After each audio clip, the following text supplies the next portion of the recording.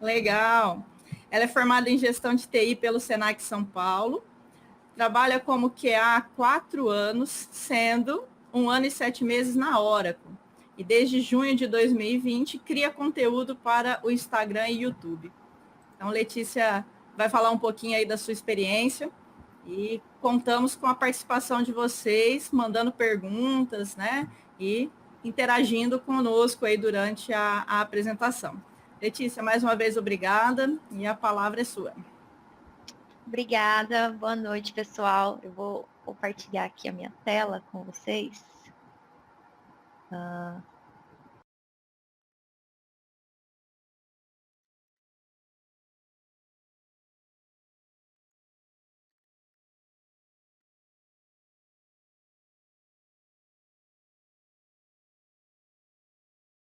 Só confirmar se está aparecendo minha tela.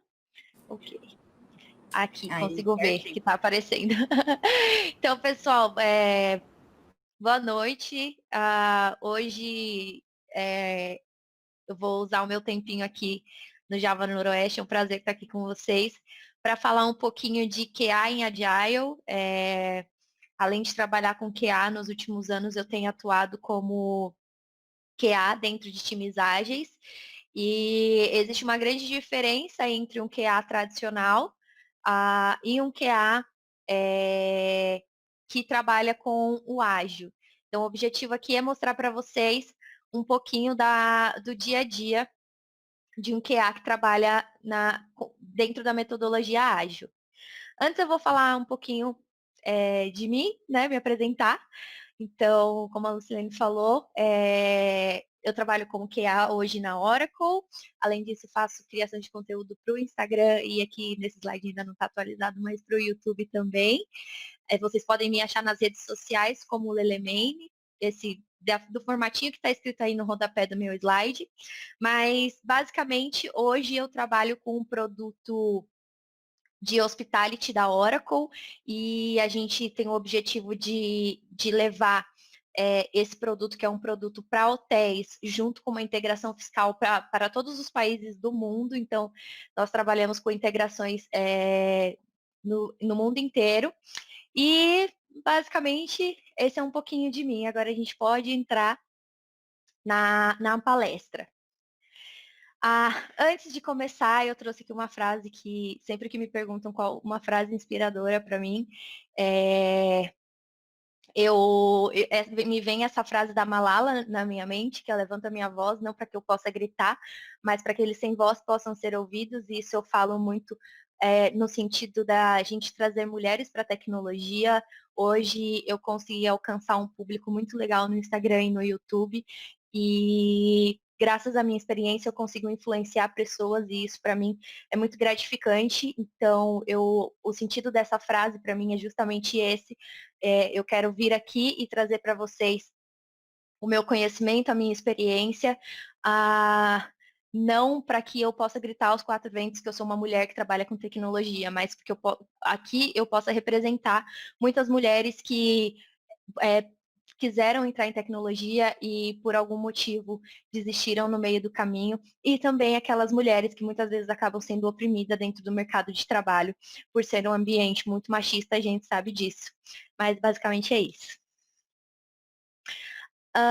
Bom, hoje nós vamos falar um pouco de tudo voltado para QA, tá? A definição de pronto, que a gente tem dentro da metodologia ágil, o QA dentro de um time ágil, processos dentro do trabalho de QA. Então, além de a gente falar um pouquinho do que é o QA dentro de um time ágil, a gente também vai falar quais são as atividades do QA, como que a gente pode agilizar o QA, assim como a gente trabalha na agilidade de outras áreas. O manifesto dos testes, e vocês vão entender um pouquinho quando a gente chega lá, não quero dar muito spoiler sobre ele. E o que nós ganhamos com o QA dentro de um time. Eu tentei resumir bastante para não ser uma apresentação muito cansativa e ser o mais didático possível para a gente poder absorver o máximo de informação possível com uma apresentação mais didática.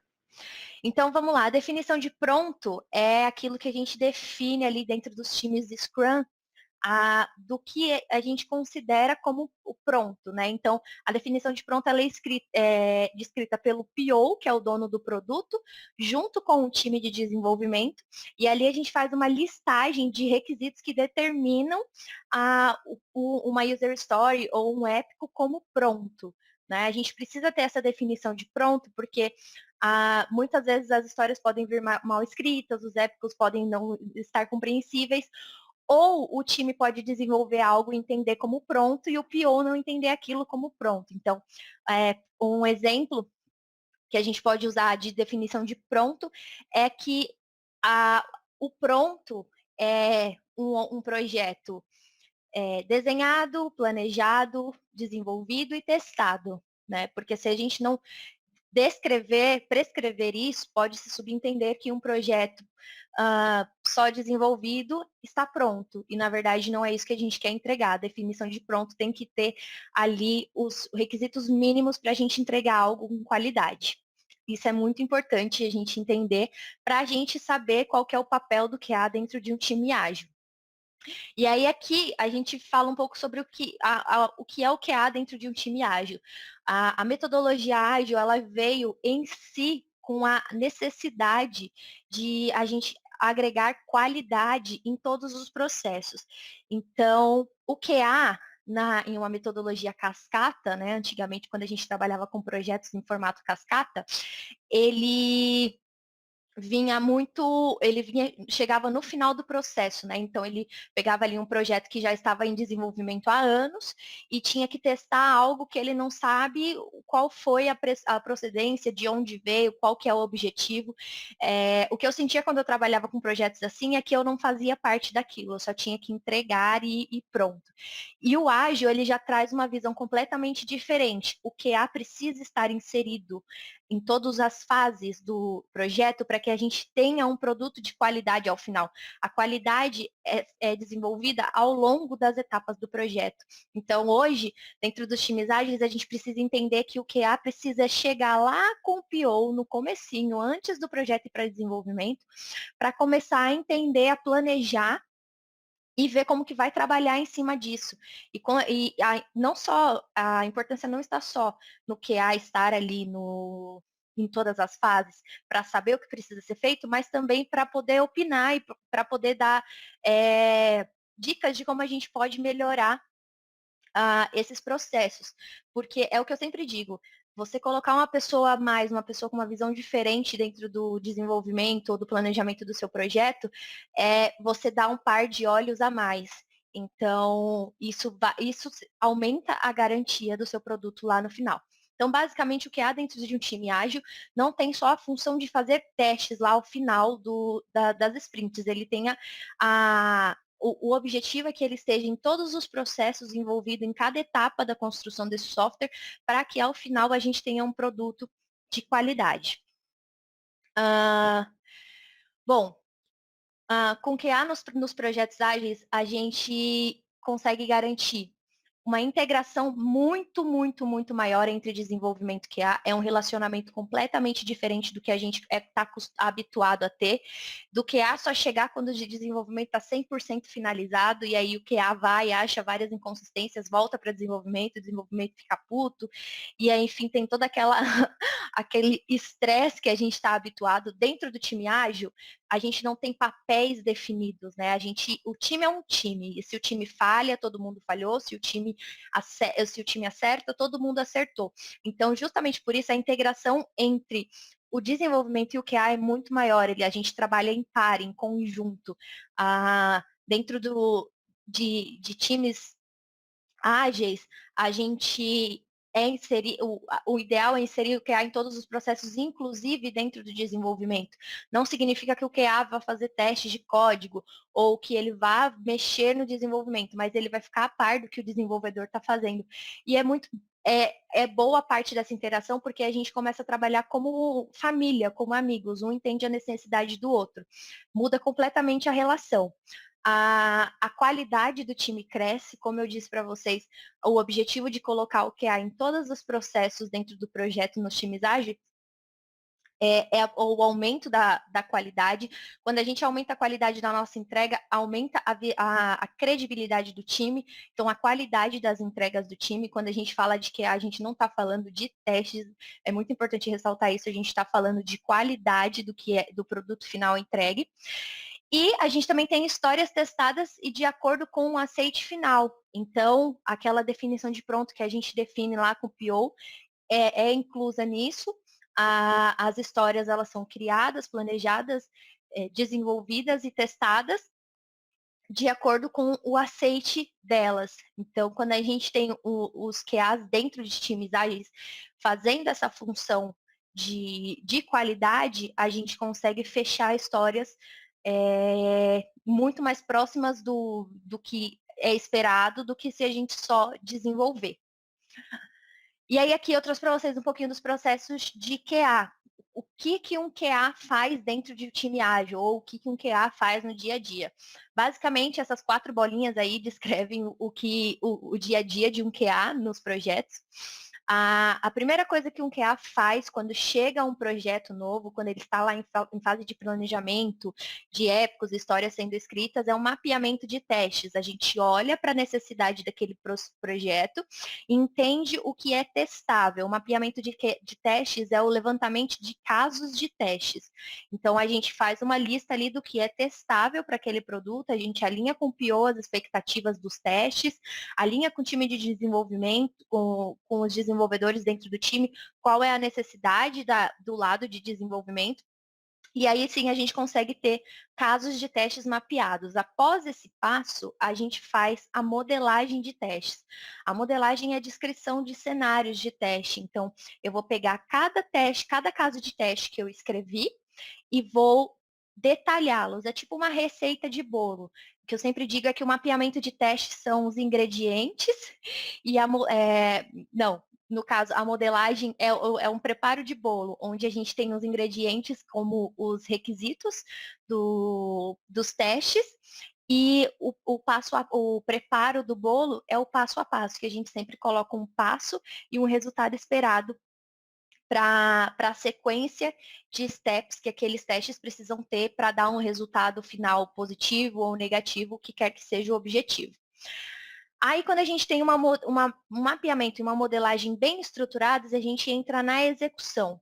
E aí, a execução de testes, basicamente, é o que o nome já diz. A gente coloca esses testes em prática, seja eles automatizados ou manuais, independente da forma que eles são executados, é importante, a fase mais importante aqui é essa, que é de conseguir colocar esses testes em prática. Consequentemente, com o que foi mapeado e testado, a gente encontra inconsistências, tanto do lado do código, ou muitas vezes regras de negócio que não batem ali com a expectativa, com a realidade do produto que a gente tem. Então, levanta-se a necessidade da gente ter um controle de bugs, né? Abertura de bugs. E aí, conforme vem as correções desses bugs, a gente faz também o reteste, né? A gente retesta para garantir que aquilo foi corrigido, que aquilo está funcionando conforme esperado. Basicamente, essas são os 4 processos que um QA faz dentro dos projetos. Parece pouca coisa, mas a execução e o controle de bugs e reteste são fases que dá bastante trabalho. O mapeamento e a modelagem não, porque ele é feito uma única vez por projeto, né? A gente só refaz se houver alterações no requisito, nas regras de negócio, mas aí são alterações pontuais. O que é importante mesmo para o projeto e para a entrega da qualidade é a execução e o controle dos bugs encontrados.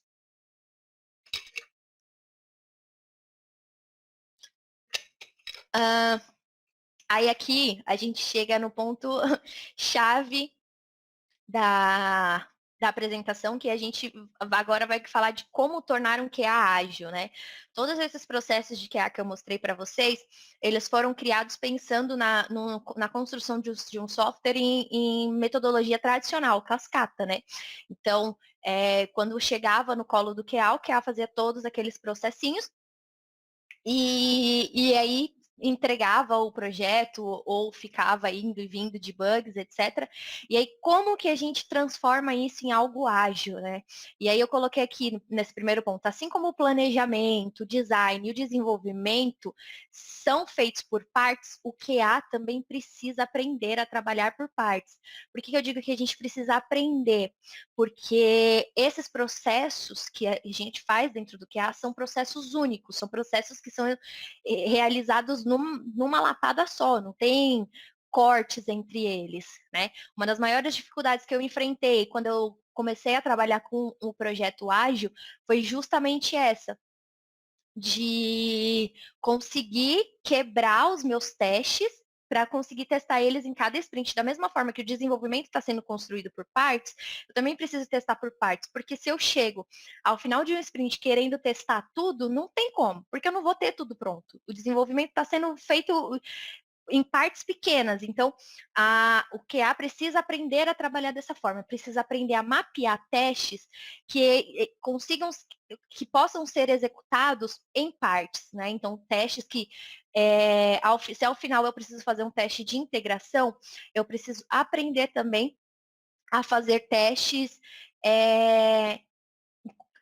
a fazer testes que não exigem integração, que não exigem um sistema X conectado, enfim, vai das necessidades do que o desenvolvimento consegue me entregar. E aí, aqui, o segundo ponto é que é necessário encontrar uma forma de testar as user stories considerando que elas não entregarão as funcionalidades completas. Basicamente, o que eu acabei de dar spoiler falando para vocês aí em cima. A gente não vai ter um produto final completo ao final de cada sprint. Então, a gente precisa aprender a quebrar. Um exemplo de que a gente fez no meu time, a gente tinha muita dificuldade de testar dentro dos sprints. Era uma missão impossível, toda vez a gente acabava pegando o projeto ao final, o QA não estava sendo feito em metodologia ágil, ele estava sendo feito em cascata, e o time tinha muito essa dificuldade de entender como que a gente poderia quebrar o QA. E como foi que a gente conseguiu quebrar o QA? Um dos nossos desenvolvedores fez um programinha onde a gente consegue rodar alguns arquivos. Então, ao final de um sprint, eles tinham lá um arquivo XSLT pronto. A gente pegava algumas informações, rodava esse arquivo XSLT e entendia se ele estava funcionando ali de acordo com o que a gente precisa. Aí no sprint seguinte a gente tinha um delivery pronto, e a gente pode também realizar alguns testes que envolvam só um delivery, não envolva o processo inteiro. E aí, ao final do desenvolvimento, quando a gente tiver um desenvolvimento estruturado, com a funcionalidade pronta ali, a regra de negócio pronta para ser testada, que a gente fazia os testes principais, que eram os testes de integração. Então, basicamente, essa foi a forma que a gente encontrou de quebrar os testes. Né? A gente ainda está em processo de descoberta de se essa é a melhor forma de trabalhar ou não, mas basicamente para vocês entenderem o que eu quero dizer quando a gente fala de quebrar o QA. Né? A gente precisa entender. Se você trabalha, por exemplo, em um time que desenvolve um aplicativo, ao final de sprint você vai ter uma tela de aplicativo pronta, beleza? Trazer para o seu sprint apenas os testes que são válidos para aquela tela. Não adianta trazer todos os testes se você só tem 20% do seu projeto desenvolvido e pronto para teste. É mais ou menos isso que eu quero dizer para vocês quando a gente fala em aprender a trabalhar por partes. Aqui é o manifesto dos testes. Eu achei bem legal isso. Eu não lembro direito qual foi a fonte que eu achei isso na internet, mas eu achei muito legal, porque dentro do ágil a gente tem o manifesto ágil, né? Para quem já trabalhou com metodologia ágil e conhece um pouquinho, sabe que a gente tem o manifesto ágil, que basicamente pega algumas coisas que eram importantes lá para a metodologia principal, a metodologia tradicional, né? A metodologia em cascata principal foi ótima. Né? E, e transforma em algo mais valioso. Então, por exemplo, um item do Manifesto Ágil que eu levo comigo é o software em funcionamento mais que documentação abrangente. o cliente satisfeito mais que projetos super caros. Então, é basicamente isso. E aí fizeram um manifesto dos testes. Então, a primeira parte aqui é testar por etapas, mais que testar no final. É exatamente o que eu falei para vocês em como transformar o QA em ágil. A gente aprender a testar as etapas da construção do software ao invés de chegar e testar ao final. Testar ao final dos projetos é teste em cascata. Se você está dentro de um time ágil e só está realizando os testes quando o projeto é finalizado no desenvolvimento, você não está testando em ágil, você está testando em cascata, e aí não adianta nada você estar ali dentro de um time ágil, fazendo plannings, dailies, retrospectivas, se o seu processo de trabalho ainda está num formato antigo. E aí aqui a gente tem um bem polêmico, que é o prevenir bugs mais que encontrar bugs. Então, quando eu falo para vocês que a importância do QA de entrar lá no planejamento, de estar em contato com o PO, estar em contato com o Dev, é justamente para isso, para que no momento que chegue no QA, a gente consiga, ao longo desse caminho, a gente tenha prevenido esses bugs, e no momento que chegar no QA, a gente não vai ter aquela lista enorme de bugs para ser corrigidos, e aí vai tomar mais tempo do desenvolvimento para corrigir, etc. O que a gente faz muito dentro de times ágeis para prevenir bugs? Quando o desenvolvedor está fazendo testes unitários, testes de integração, o QA faz parte desses testes. Muitas vezes eu realizo testes junto com o desenvolvedor antes de fazer o meu QA. Por quê? Porque ali a gente já consegue encontrar várias coisas. O desenvolvedor já consegue ver ali debugando o que ele precisa corrigir, quais são os pontos de atenção. Isso é muito importante. A gente estava falando sobre isso na retrospectiva de ontem. A importância da gente trabalhar em conjunto para no final a gente ter a prevenção mesmo, porque já foi o tempo que a gente tinha que ficar batendo recorde de quantos bugs a gente encontra por projeto, né? A importância está na qualidade, não na quantidade de bug que a gente encontra ao final dos testes. Aí que também tem o testar o entendimento mais do que checar a funcionalidade. Muitas vezes a gente tem aquele falso sucesso, né? A gente checa a funcionalidade e, tá funcionando, fechou. E aí sobe isso para produção, dá um bug super inesperado. Então, para mim, a maior importância do envolvimento do QA, a importância do QA estar lá junto no planejamento é para que ele consiga entender toda a necessidade. Se você trabalha com telas, com regras de negócio, o que quer que seja, você precisa entender o que você está testando, porque checar a funcionalidade é fácil, checar a mensagem de erro é fácil, mas a gente tem que saber o que a gente deve esperar, qual é o meu entendimento do produto, do negócio, o que eu devo esperar. Então, é outro ponto que eu achei super válido dentro do manifesto de testes. A outra coisa é construir um melhor sistema mais que quebrar o sistema. A gente tem aquela frase, né, que o QA ele testa tudo com a intenção de quebrar. E quando a gente tem essa interação aí, essa qualidade ao longo do projeto, o objetivo é para que a gente consiga construir o melhor produto, para que no momento que chegue no QA, um teste de estresse, um smoke, o que quer que o QA faça, não quebre esse sistema. Muitas vezes a gente chega na fase de QA com algo inconsistente, justamente pela falta de qualidade nas outras etapas da construção desse software. Então, e aí fica muito fácil para o QA fazer qualquer errinho besta acontecer. Por isso a importância de estar em todas as etapas para agregar, não só com o conhecimento em testes, mas com o conhecimento do produto, com a necessidade do produto, para a gente construir da melhor forma, para no momento que chegar no QA, ser aquela validação leve, aquela validação simples, só para a gente ter certeza de que a qualidade está de acordo com o esperável.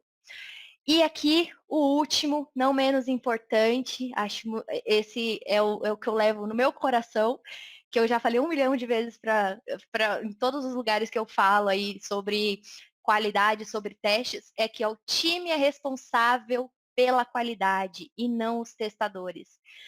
O cargo de Quality Assurance, que é analista de garantia de qualidade, não garante a qualidade de um projeto. Então, antigamente, quando a gente trabalhava na metodologia cascata, se era encontrado algum bug em produção, a responsabilidade era do QA, porque o QA foi o último a colocar a mão naquilo, né? Nos times ágeis isso muda. Como eu disse, a gente não tem papéis definidos. Você tem ali você tem que ter testadores dentro do seu time Scrum, porque eles vão trazer os processos de QA, eles vão saber aplicar.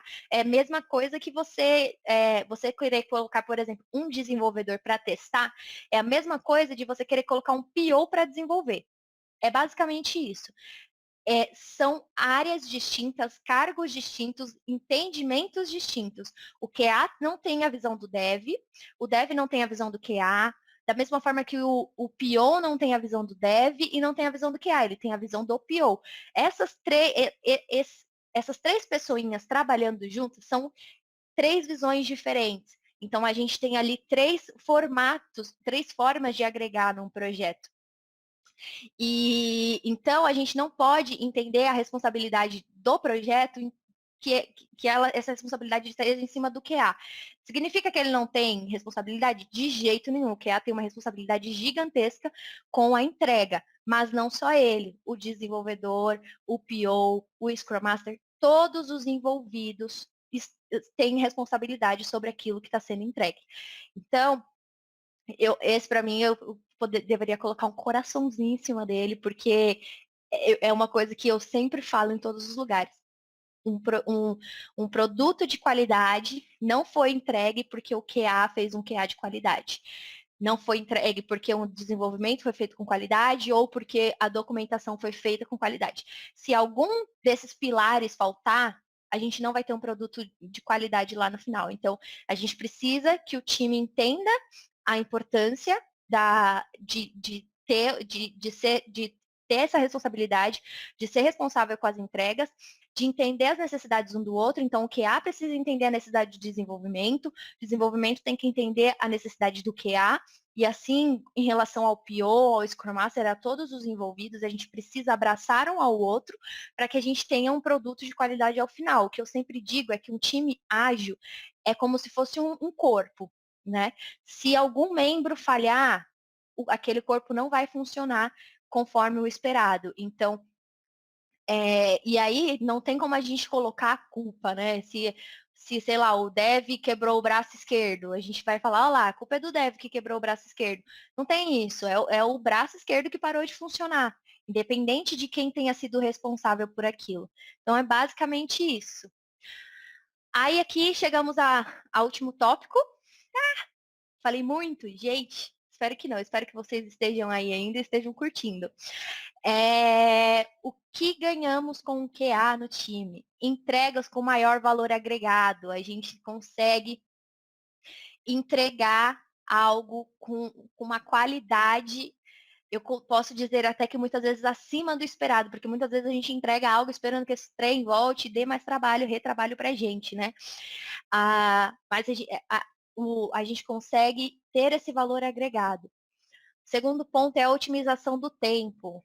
A gente otimiza o tempo durante a construção do projeto e otimiza com a redução de tempo para correção de bugs, para retestes, qualquer tipo de retrabalho. Tudo que gera retrabalho para o time gera perda de tempo.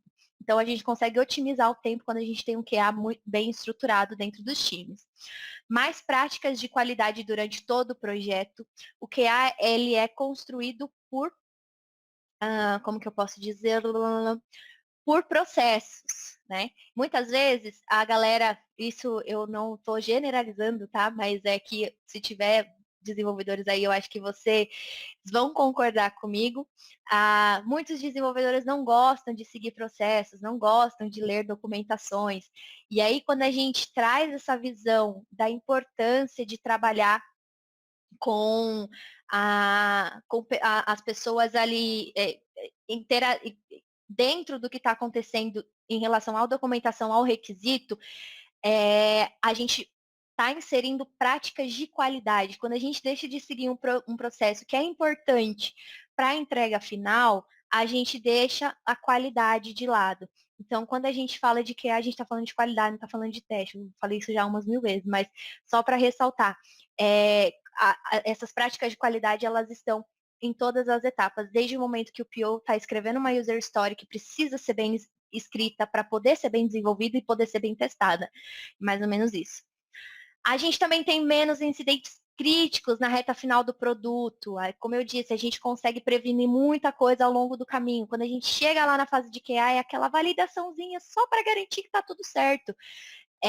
E principalmente em produção, né? Se a gente não tem um QA no processo e um QA realizado ao final, a gente sobe isso para produção e tem bugs em produção que podem comprometer o negócio dos nossos clientes, a gente sabe que isso é um risco muito grande, a gente corre o risco de perder o cliente, corre o risco de perder o produto.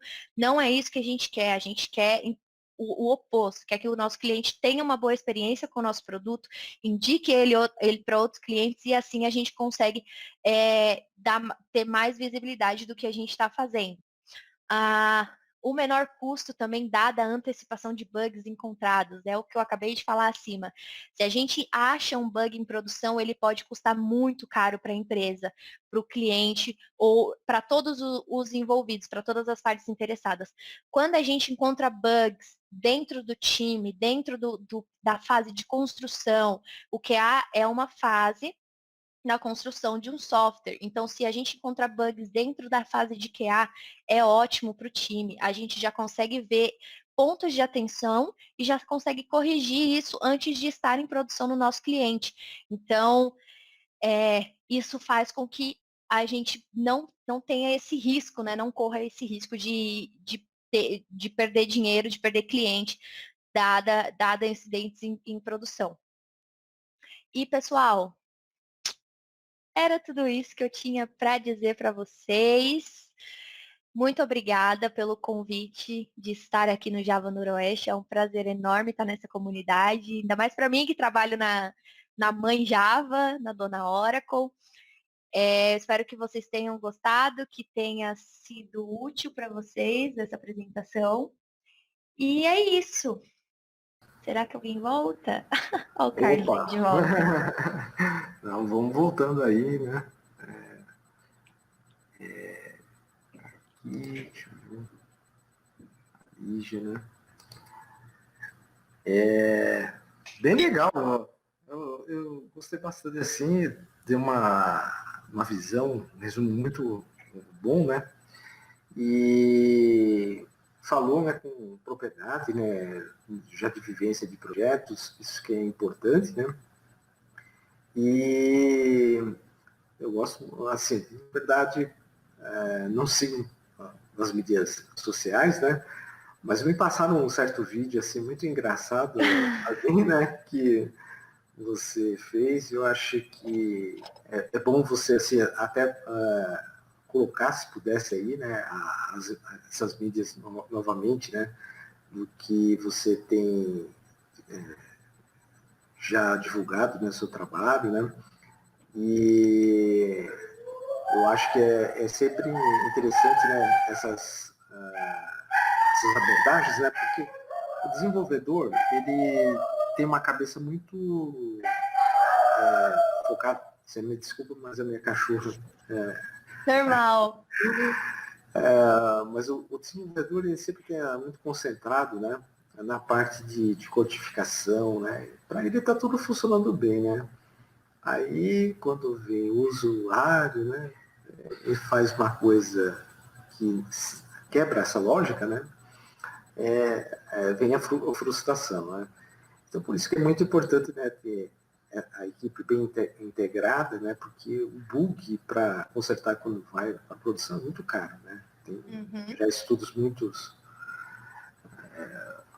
estudos relativos a isso, né? E me disse assim, eu queria que você, não sei se o pessoal tem assim alguma pergunta, mas tinha uma aqui específica, né? Ah, é, estão colocando aqui, né? Oswald, né? Se você poderia apresentar um resumo da sua rotina de trabalho diário, semanal, enfim, de projeto, né? O que envolve, né? Atuando como que é o uso do André que estava falando. Pode falar. Então, basicamente o que eu trouxe é meio que o resumo do que eu faço em cada projeto, né? Principalmente ali na parte dos processos. A maior parte do tempo eu estou em acompanhamento junto com os outros membros do time, trabalhando em conjunto para a gente, para quando eu começo a execução dos meus testes, a gente possa prevenir o máximo de bugs possíveis. Mas basicamente, como eu trabalho com produto fiscal e eu faço análise de requisitos de negócio para os países, o meu dia a dia ele é muito voltado para essas validações de regras fiscais, impostos, transações que os países aceitam. Mas é basicamente isso.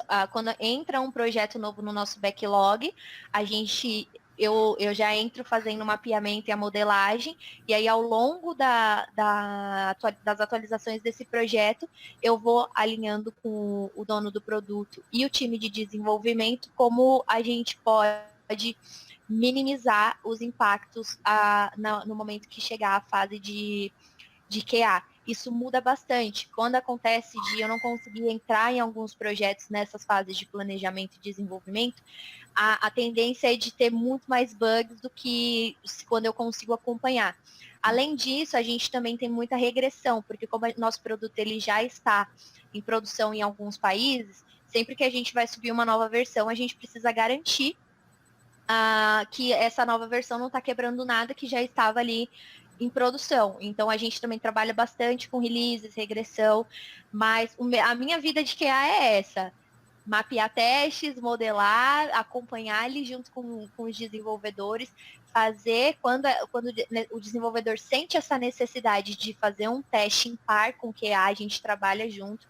Eu sou super aberta a isso, eu vejo que eu aprendo muito, e o desenvolvedor também aprende muito, então é bem válido.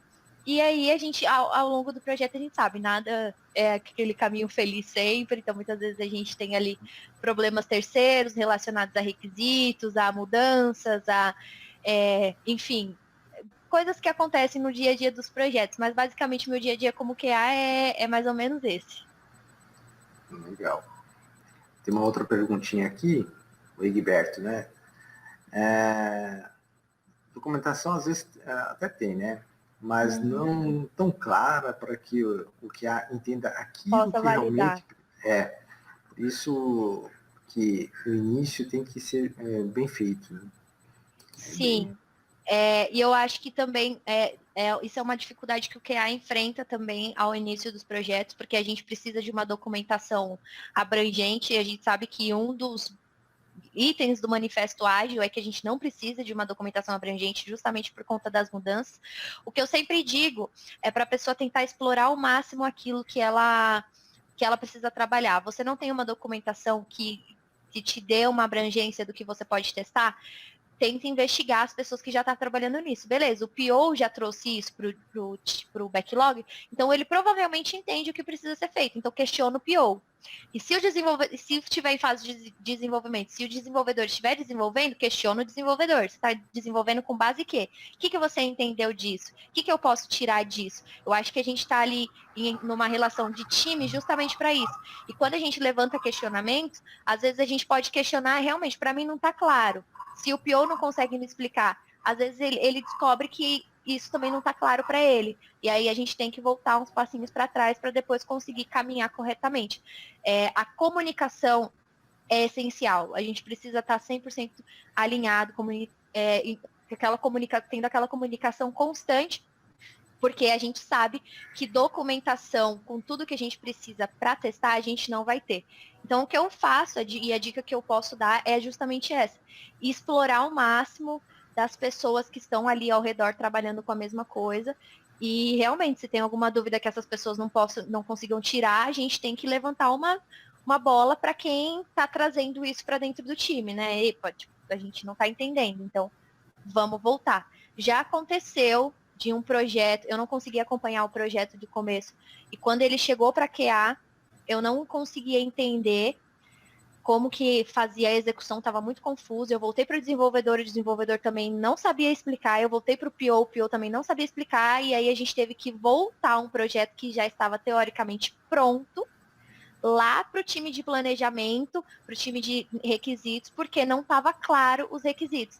Então, essa é a importância da gente colocar o QA lá no começo. Esse foi um caso excepcional que eu não consegui participar por conta de outras atividades que eu tinha. Mas se eu tivesse conseguido trabalhar junto desde o início, a gente tinha evitado planejar, desenvolver e trazer esse cara para cá. Então, é mais ou menos dessa forma que a gente tem que tentar trabalhar assim, no nosso dia a dia no ágil. Tá. Uma pergunta assim bem interessante aqui, já de uma pessoa que a Fabiana, ela está perguntando aí, quais habilidades são do QA que não necessariamente são do dev, né, do desenvolvedor? Eu sempre digo que o desenvolvedor ele tem a visão ali da caixinha branca, né? Daquilo que ninguém vê, que só ele vê, daquele universo particular dele. O QA, ele tem a visão do negócio, do objetivo daquele produto. Então, ele vai olhar para aquilo com uma visão analítica, crítica, de que, tipo, isso precisa estar bom, isso precisa funcionar. E por não ter a visão do lado do desenvolvimento, do que está sendo escrito no código, ele tem mais propriedade para falar sobre o negócio, sobre as funcionalidades. São papéis totalmente distintos, por isso que quando eu digo que você botar um dev para fazer o QA é a mesma coisa que botar um PO para fazer o desenvolvimento. São papéis distintos que têm objetivos diferentes. Então, o objetivo do QA é garantir a qualidade, o objetivo do dev é construir o código, fazer o negócio funcionar, pronto. Então, você tem aí perfis completamente distintos, é o que eu sempre falo para as pessoas. Me perguntam se eu já trabalhei com desenvolvimento, eu sempre digo que eu nunca tive interesse em desenvolvimento, porque desenvolvimento é muito mais técnico, do que é processual, né? Aquela coisa regradinha. O desenvolvimento é super técnico e eu sou zero técnica. Então, tanto que eu fiz uma faculdade de gestão de TI, não tinha nada de desenvolvimento na minha faculdade. Então, para você ver a distinção, mas ainda assim, que sejam perfis diferentes, quando a gente trabalha junto, funciona muito bem, porque são 4 olhos e cada um deles tá tendo uma visão diferente ali do produto. Então, um consegue agregar muito no trabalho do outro. Eu aprendo muito diariamente com os desenvolvedores do time que eu trabalho. É um trabalho completamente diferente de você fazer um QA só ao final de um projeto, sem ter contato com o desenvolvedor, sem ter contato com ninguém. Ah, tá. Eu acho que vai encaixar aí nesse finalzinho aí que você comentou aí a próxima questão, né? Olha só, meio provocativa, né? Tô lembrando daquele vídeo lá, né? Mas, enfim, de um específico ali. Como você procede com frases do tipo, né? Corta os testes que a gente assume o risco. A gente quem? A gente quem? Primeiro que o QA, geralmente, apesar de estar em um time de desenvolvimento, ele não fica sob a mesma gestão dos desenvolvedores, porque há um conflito de interesses. Se o gestor do QA for o mesmo gestor do dev, ele vai sempre priorizar o desenvolvimento e vai dizer isso aí, deixa o QA de lado. Mas quando você está em uma companhia que consegue enxergar a necessidade da gente garantir o máximo a qualidade durante os projetos, antes disso ir para a produção, como o QA está ali sob outra gestão, aí eles acabam meio que se entendendo. E aí, é o que eu sempre digo, se a minha gerente, o meu gerente concordar em subir sem testar, por mim, tudo bem.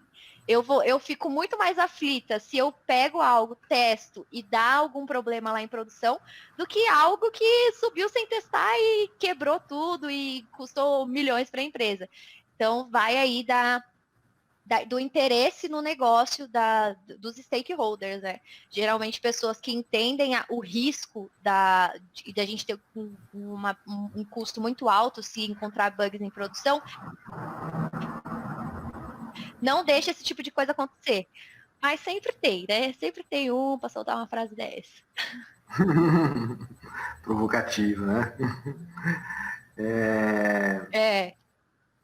Então tem uma outra pergunta aqui. Essa aqui, ó. Como você vê quando um QA é dividido em múltiplos projetos? Quanto que isso pode impactar na qualidade? Quando o QA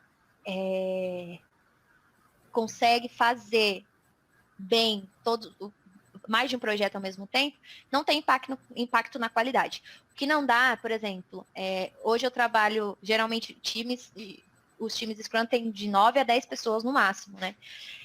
Você precisa ter ali, se você tem 7, 8 desenvolvedores, você precisa ter pelo menos 3 QAs no time, senão o QA fica atolado. Eu trabalho com múltiplos projetos ao mesmo tempo.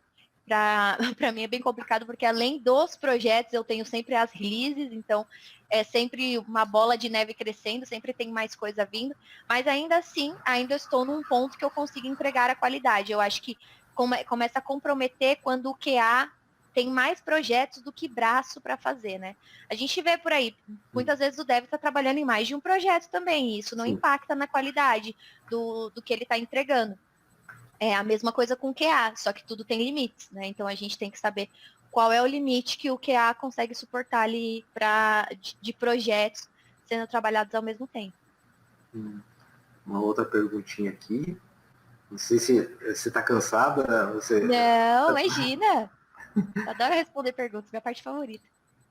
Olha só. A Lohan está perguntando assim sobre o PO. Se testa, né? Em quais aspectos, né, se testa? O PO testa. A gente tem uma fase de teste só para o interessado, né? O nosso cliente final aceitar. A gente entende dentro de um time ágil que o PO é o dono do produto, é para ele que a gente está desenvolvendo o produto, né? Porque a gente não tem contato com o cliente externo. Então, ali a gente tem os testes na fase de desenvolvimento, que são os unitários e os de integração. Tem o teste de sistema, que é realizado pelo QA, e o teste de aceite, que é realizado pelo PO. Como o PO vai fazer esse teste de aceite, fica a critério dele. Tem muitos POs que muitas vezes conseguem acompanhar o QA muito de perto nos projetos, que aí considera a validação do QA como a validação de aceite dele.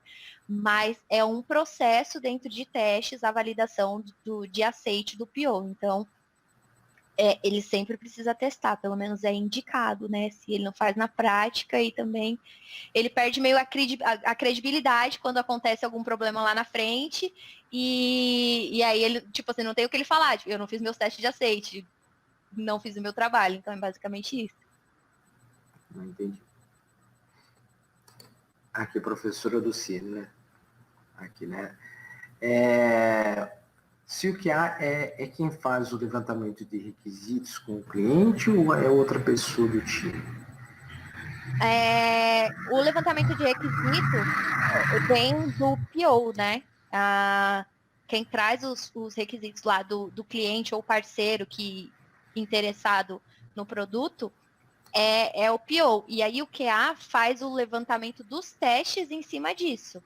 A gente tem times, quando são muito grandes, que tem analista de requisitos para fazer isso, e aí o PO está ali meio que como um filtro para trazer isso para o time, mas se tem a possibilidade do QA ter o contato com o cliente, ok, perfeito. Se não, é de responsabilidade do PO trazer isso para o time, para o QA e para o desenvolvimento conseguir trabalhar.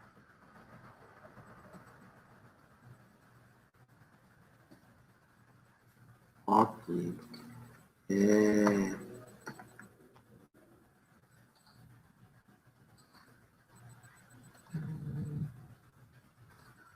E Letícia, assim, na vivência assim, que você tem já com essas equipes, né? Pelo que eu vi aí, você interage com o mundo, né? Vamos dizer assim, né? Não é só uma coisa focada aqui no Brasil. É bem diferente, assim, essa parte de cultura que você está vendo assim, que você já tem uma vivência aqui no Brasil com essa cultura lá de fora, por exemplo, na Ásia, na Europa, nos Estados Unidos, como que interagir com pessoas assim com a parte cultural muito diferente e que, lógico, tem todo um estilo de desenvolvimento diferente, né? Como que você avalia isso? Então, a gente tem, como é meio estranho, assim, porque dependendo do lugar, a gente até tem uma certa familiaridade, mas acho que depende muito mais da pessoa que a gente está lidando ali diretamente do que da cultura do país em si. A gente trabalha muito, a gente tem um time de QA que faz o QA de outro produto que está relacionado com o nosso lá na Índia, e aí a gente vê que, apesar assim, das formas de execução serem feitas diferentes, a gente tem ali o mesmo objetivo final, né, que é entregar qualidade. Então, acaba casando esses objetivos. Como o nosso produto é algo que já está aí no mercado há uns 25 anos, já está consolidado no mercado, já tem um formato de desenvolvimento específico, e as pessoas que trabalham nele estão nisso desde que ele nasceu, a gente não tem muito essa divergência de formas de desenvolver e testar, é uma coisa meio padronizada.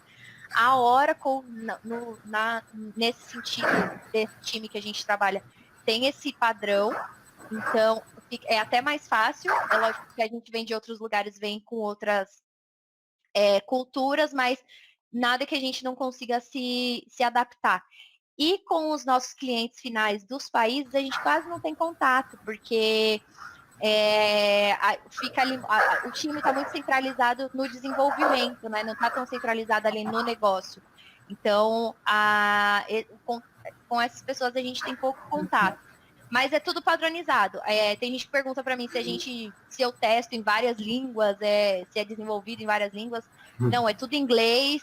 A gente testa tudo em inglês. É lógico que o software tem a opção de você selecionar o idioma do país, mas aí isso é algo que é um outro time de QA que valida, um QA de funcionalidade, o nosso QA é de análise de negócios, de requisitos. Então é mais ou menos isso, é tudo muito definidinho, né? E como a Oracle é uma empresa muito grande, geralmente empresas grandes trabalham baseadas em processos, né? Então a gente segue o processo, sabe que vai ter uma qualidade lá ao final. O problema é quando a gente quer ignorar os processos, aí que entra a dificuldade. Ah, tá. Ó, tem uma dúvida aqui, que não é bem uma dúvida, né? Na verdade, assim, pessoas que acompanham o teu canal, né? Eu preciso aí, depois que você passe direitinho as suas mídias sociais ali, né? Vai ser bem legal. Mas assim, né?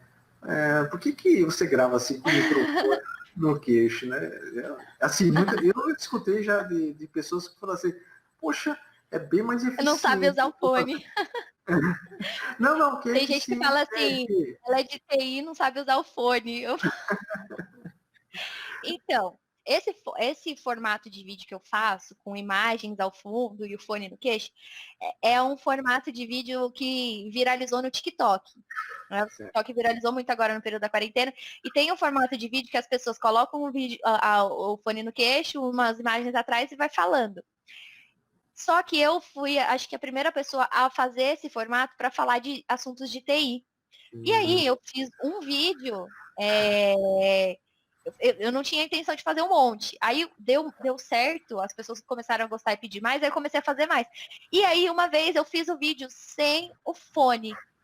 Aí brigaram comigo, que não, que tem que botar o fone, não sei o quê. Aí eu fiquei naquele dilema, um monte de gente reclamando, porque fica estourado, porque isso e aquilo, e eu falo alto, e gente reclamando porque é a minha marca, o fone estourado. Tem eventos que eu entro que as pessoas falam, meu Deus, tava esperando você com fone na boca, tira esse headset. Eu acho que Mas é por isso. O pessoal acho que estava esperando hoje também, né? Eu não duvido. Mas é bem legal, né? Assim, já vamos partir já para o final, né? Mas uma questão assim básica, né?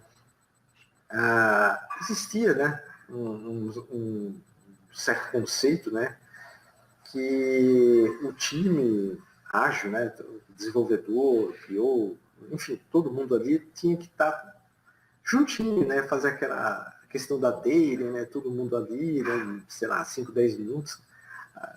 Ninguém vai contar a morte da bezerra, né, como você falou, e um deles lá, né, que demora uma manhã inteira, né. Mas era sempre essa questão assim de todo mundo estar junto, né. E com a pandemia, isso aí não foi mais possível. Essa é a verdade, né. Você notou, no teu caso assim, eu já acho que por ter relação com outros países assim, teria que fazer pela internet mesmo. Mas você notou alguma coisa nesse sentido, nessa quebra, né, vamos dizer assim, de paradigma, né, de que o time tinha que estar juntinho e agora está todo mundo separado, está, enfim, só por Sim. conexão mesmo na internet, caiu a qualidade, né, a gente pode se dizer assim. O que você Ah, quer dizer? como a gente já trabalhava, assim, tem membros do meu time que não estão no Brasil, né? A maioria das pessoas estavam aqui no Brasil, mas antes da pandemia a gente já tinha o hábito de fazer home office de vez em quando. Às vezes, a daily nunca foi aquela coisa da gente fazer uma bolinha e fazer a daily. A daily sempre foi pelo Zoom, né? Que a gente usa o Zoom.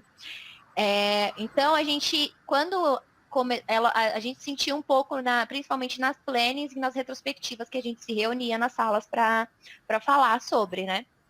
Isso a gente sentiu bastante. Mas a gente conseguiu se adaptar. E não caiu a qualidade da nossa comunicação, da nossa interação, das nossas entregas. Muito pelo contrário, o time se adaptou muito bem.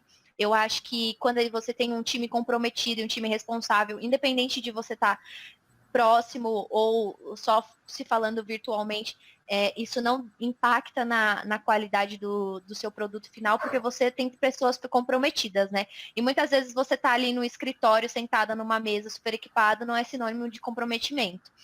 E aí deu tão certo assim, essa questão de a gente trabalhar de home office, que a gente já optou realmente por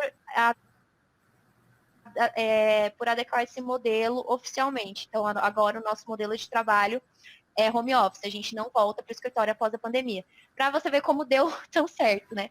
Mas eu acho que isso está muito mais relacionado ao comprometimento das pessoas envolvidas do que aos processos do Scrum. Os processos do Scrum são super fáceis de adaptar na pandemia, né? Se você tem um bom canal aí para você fazer comunicação virtual com as pessoas, isso não gera impacto. Tá certo. E, assim,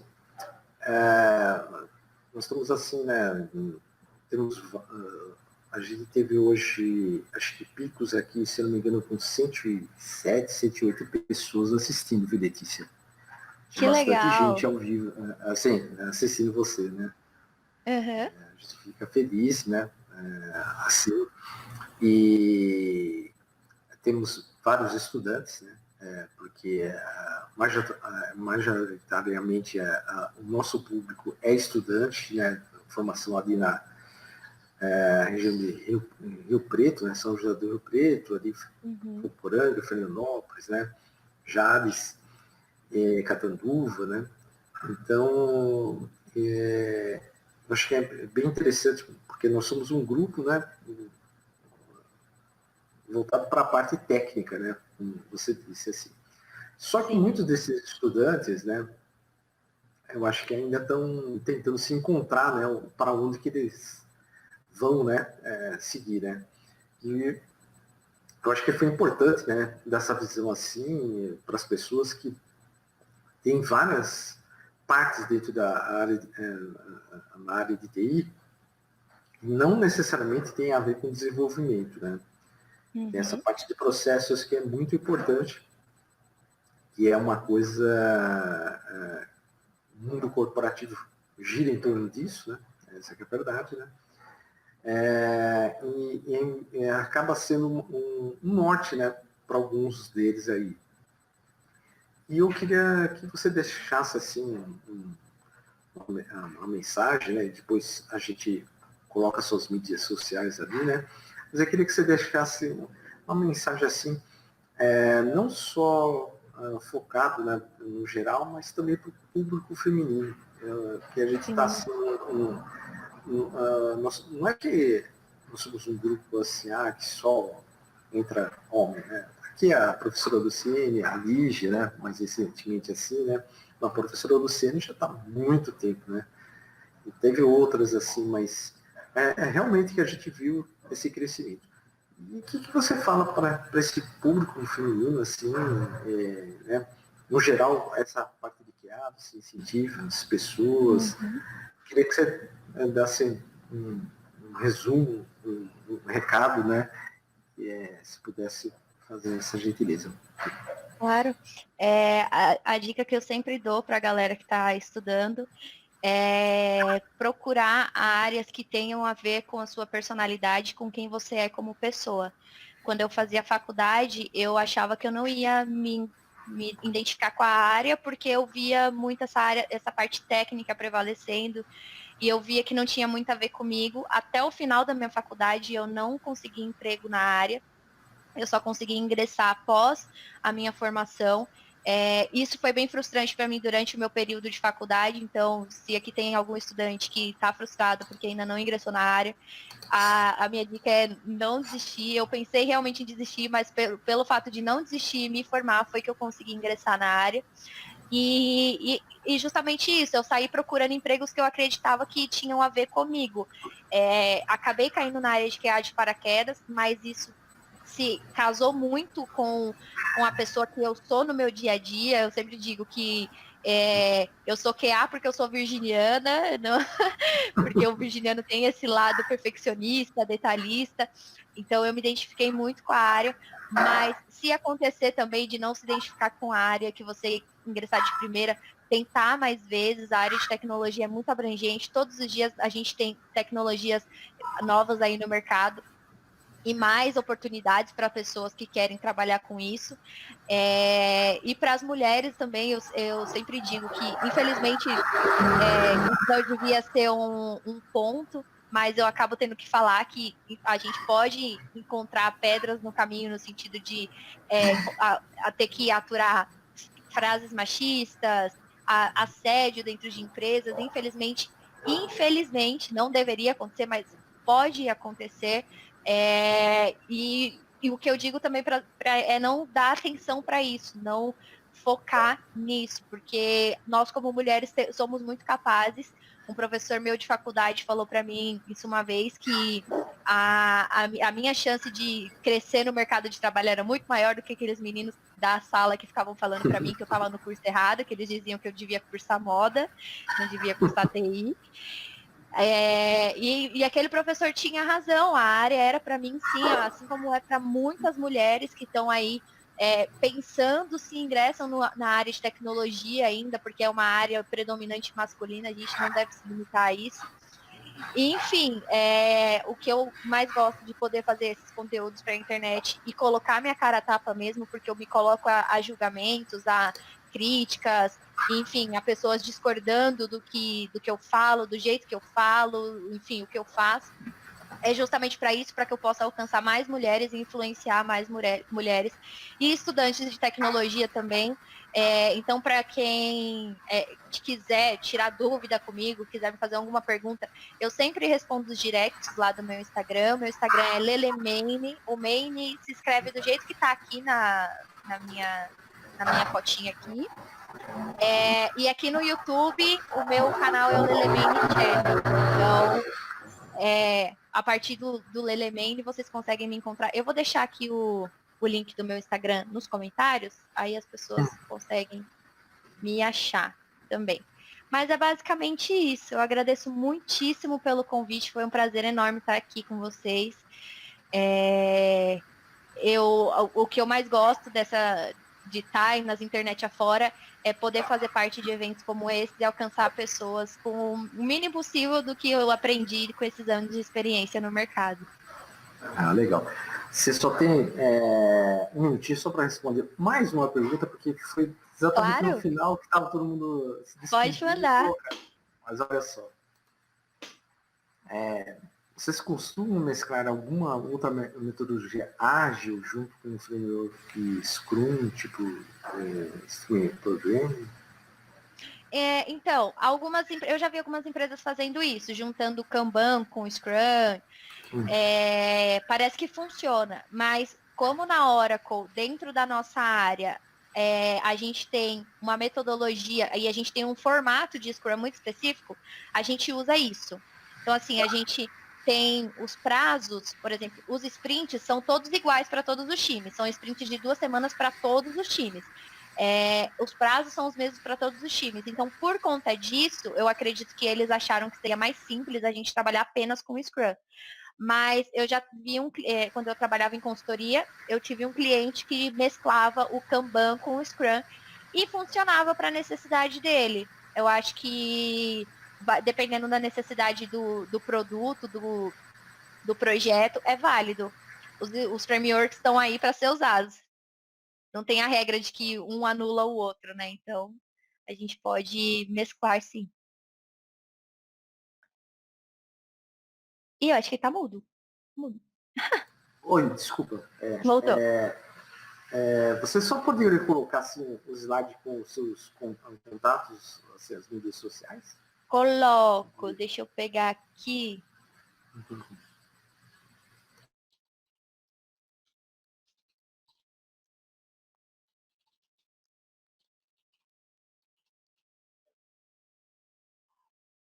Espera aí que eu vou compartilhar.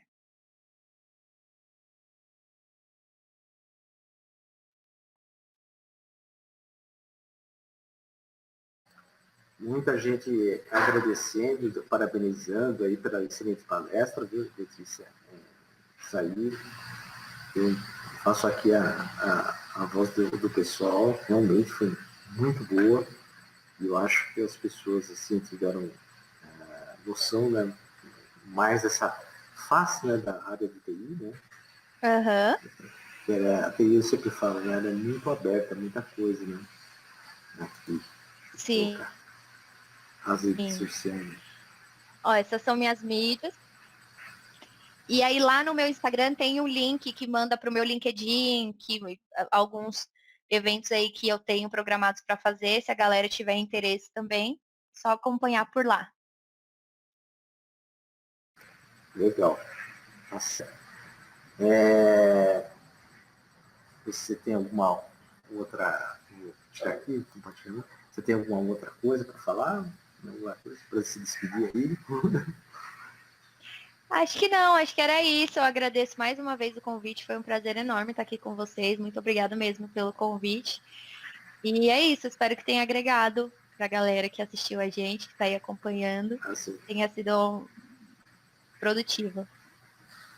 Ok, foi sim. Muita gente assim comentando que foi muito legal, tá? Em nome do Java Noroeste, né, dos membros, assim, a gente quer agradecer muito você por essa oportunidade de ter participado junto conosco nessa comemoração dos 16 anos, né? E fica aí aberto também para um futuro, a gente não sabe quando assim, né? De você participar mais vezes conosco, né? Esperamos aí, né? Pós-pandemia, presencialmente, né? Mas que fique aí já registrado aqui, né? Essa convite futuro aí, tá? Com certeza. E muito obrigado, tá?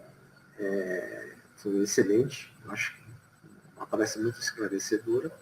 E eu espero assim que o pessoal, né, que está assistindo, que só dando aí os últimos recados, né, tem aí o link, né, no chat que a gente colocou do formulário, quem precisar do certificado, preencha, né. Não demora muito, porque daqui a pouco a gente vai tirar do ar esse formulário, né. Então, corre, preenche lá esse formulário para receber o certificado de participação aí do evento. Amanhã nós vamos ter a palestra do Otávio Santana, né? Falando da parte de code, né? e vai ser bem interessante o assunto. Vai ser às 21 horas, tá certo? A gente vai estar divulgando isso, né, novamente, aí nas mídias sociais, e esperamos que vocês também possam estar comparecendo amanhã. Eu agradeço a todos aí, a professora Luciene, a Lígia, né, ao Lorena, que não está mais agora aqui, né, que precisou sair, que era que fez o contato, né, agradeço muito a ela, né, porque foi ela que fez o contato com a Letícia, e desejo para vocês aí uma boa noite, e vamos, se Deus quiser, esperar para amanhã para a nova palestra. Ok, pessoal? Boa noite, vamos finalizar por aqui.